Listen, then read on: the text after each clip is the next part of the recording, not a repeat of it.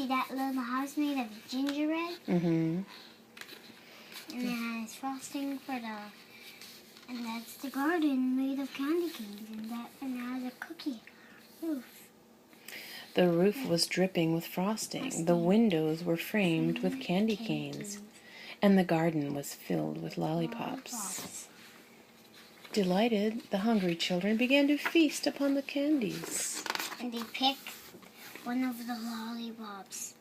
She picked the pink one. He picked the blue one, right? Suddenly, the door opened. Creak! An old woman hobbled out. "Oh, nibble, nibble like a mouse. Who's nibbling at my house?"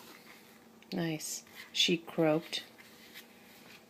"Who are you?" She says, "I can't see very well." I can't see very well. Who are you?"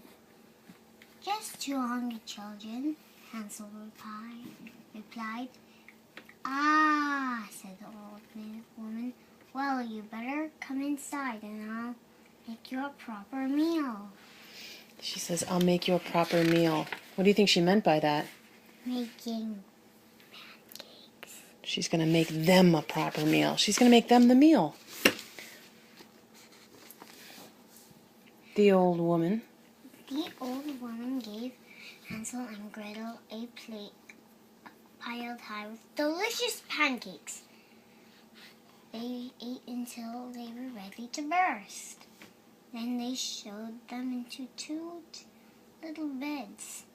They snuggled down under the soft blankets and fell asleep. Fell fast asleep. Good girl. But Hansel and Gretel didn't know that the kind old woman was really a wicked witch. "I'll soon fatten these two up," she cackled. "Then they'll make a proper meal for me." I'll do the kid ones. You do the grown-up witch. Do the grown-up witch, huh? And the parents, okay? Alrighty. The following morning, the witch dragged Hansel from his cage. From his bed. And threw him into a cage.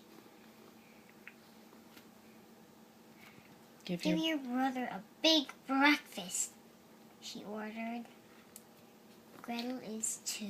Gretel, he is too skinny. I'll keep him locked up until he's nice and plump.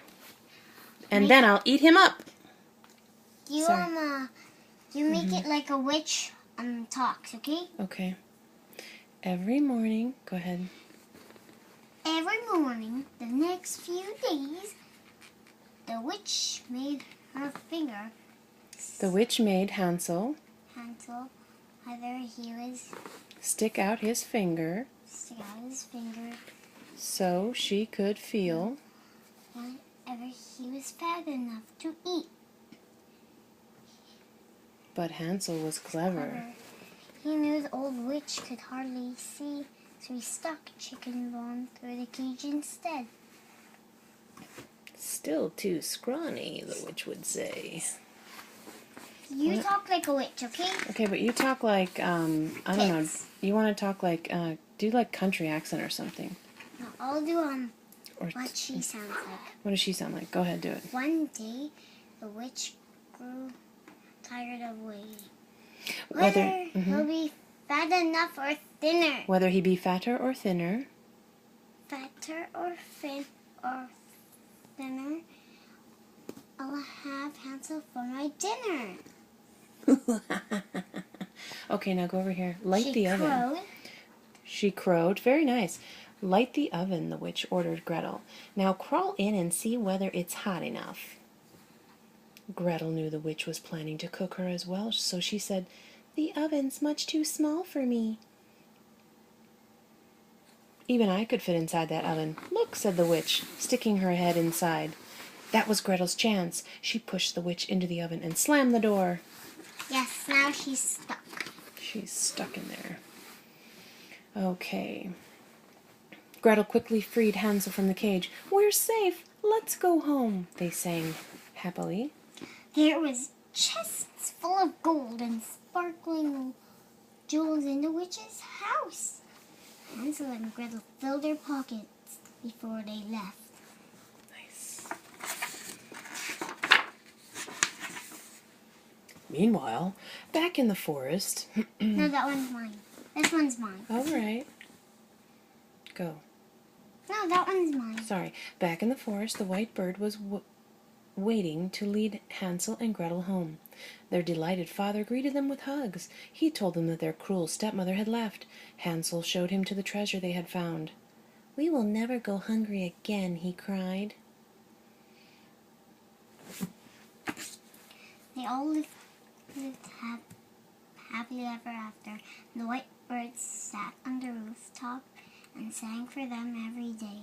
The end. I wonder what the bird sang.